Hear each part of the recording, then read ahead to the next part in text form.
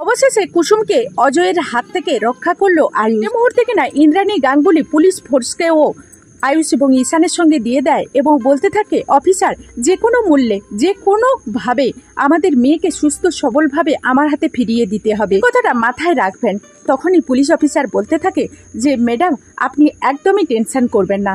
যদি আমাদের খুব বেশি দেরি না হয়ে যায় ওইখানে পৌঁছতে, তাহলে যত শীঘ্রই সম্ভব ওখানে পৌঁছে আপনাদের মেয়েকে সুস্থ সবলভাবে আপনাদের বাড়িতে পৌঁছে দেব, এটাই আমরা আশাবাদী। মানে আয়ুষ বলতে থাকে, অফিসার, আমরা অনেকটাই লেট করে ফেলেছি।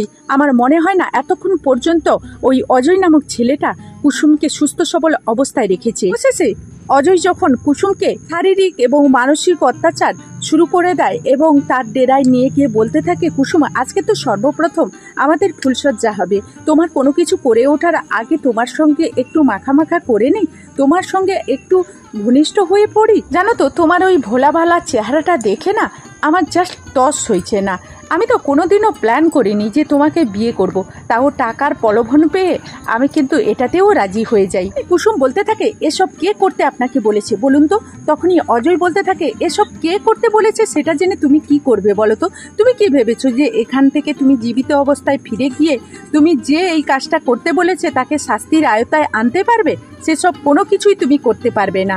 এখানে তোমাকে কেটে নদীতে ফেলে দেব, আর তারপর তোমার লাশটা তোমার পরিবারের লোকেরা যদি পায়। সে অজয় যখন কুসুমের সঙ্গে জোর জবরদস্তি করতে থাকে, ঠিক তখনই কুসুম বলতে থাকে, অজয়বাবু, আমাদের কিন্তু এখনো পর্যন্ত বিয়ে হয়নি, তাই আপনি আমার গায়ে হাত দেওয়ার অধিকারটুকু রাখেন না, এ কথাটা কিন্তু আপনি মাথায় রাখবেন। অজয় বলতে থাকে, বিয়ে হয়নি তো কি হয়েছে, আমরা তো দুজনের রিলেশনে থাকতে পারি, আর সেখানে যদি আমি তোমার ওপর জোর খাটাইও, আজকের কে বাধা দিতে আসবে এখানে বলো তো? কুসুম, তুমি আমার সঙ্গে কেন গায়ের জোর দেখাচ্ছ বলো তো? কারণ তোমার গায়ের জোর তো আমার সঙ্গে পেরে উঠবে না, তাহলে অহেতুক কেন গায়ের জোর দেখাচ্ছ? থেকে বরং তুমি আমার কাজ আমাকে করতে দাও। তখনই কুসুম বলতে থাকে, আমি আপনাকে কিছুতেই আমার গায়ে হাত দিতে দেব না, আর আজকের আপনি যেসব কিছু করছেন না, এর জন্য আপনাকে কিন্তু জবাবদিহি করতে হবে, এই কথাটা কিন্তু আপনি মাথায় রাখবেন। এটা কিন্তু আপনি কিছুতেই ঠিক করছেন না। আর আমি যদি এখান থেকে জীবিত অবস্থায় ফিরি, তাহলে আমার থেকে খারাপ কেউ হবে না।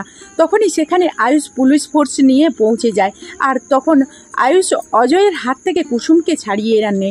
আর কুসুম বলতে থাকে আয়ুষ, তখনই কুসুম বলতে থাকে, আয়ুষবাবু, আমাকে এই বদমাস লোকটার হাত থেকে বাঁচান। তখনই আয়ুষ বলতে থাকে, কুসুম, তুমি একদমই ঘাবড়াবে না, আমরা এখানে চলে এসেছি, ওই অজয় নামক ছেলেটা আর তোমার কোনো রকম কোনো ক্ষতি করতে পারবে না। তখনই আয়ুষ অজয়কে বেধড়ক মারতে থাকে, আর ঈশান বলতে থাকে, ওই লোকটাকে ভাইদা তুমি ছেড়ো না, প্রচুর মারো, মারতে মারতে মেরে ফেলো, ওর মতো পাষণ্ড অসুরের কিছুতেই বেঁচে থাকার কোনো অধিকার নেই। তো বন্ধুরা, এই ছিল কুসুম ধারাবাহিকের নতুন আপডেট। আবারও নেক্সট আপডেট নিয়ে তোমাদের সামনে হাজির হয়ে যাবো। ততক্ষণ সবাই ভালো থাকো, সুস্থ থাকো, এখনকার মতো টাটা।